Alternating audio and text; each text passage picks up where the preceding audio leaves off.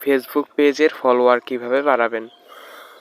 আপনারা অনেকেই আছেন যারা এই থ্রি ডটে ক্লিক করেন এবং আপনার ফেসবুক আইডির যে ফ্রেন্ডগুলো রয়েছে তাদেরকে ইনভাইট করেন আপনার ফেসবুক পেজকে ফলো করার জন্য।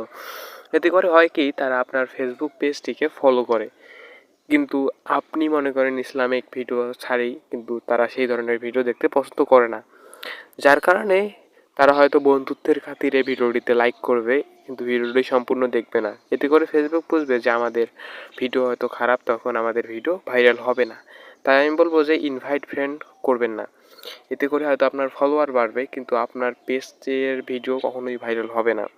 এবং অনেকেই করে কি যে ফেসবুক পেজ কিনে, এই ভুলটাও আপনারা করবেন না। এতে করে মানে আপনি যদি রিলেটেড আপনি ইসলামিক ভিডিও আপলোড করবেন এবং ইসলামিক একটা যদি পেজ কিনেন, সেই পেজে ভালো একটা রিচ আছে, ইসলামিক অডিয়েন্স আছে, সেই হিসাবে আপনি সেটা কিনতে পারেন। না হলে আপনার ফেসবুকের যে ভিডিও সেটা ফলোয়ার সেটা এমনিতেই বাড়িয়ে লাভ নেই।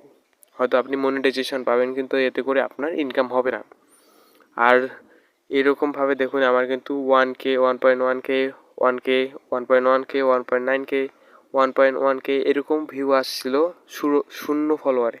মানে বুঝতেই পারছেন যে শূন্যটা ফলোয়ার ছিল, কিন্তু এতগুলো করে ভিউ এসেছে এবং সাথে কিছু ফলোয়ারও এসেছে।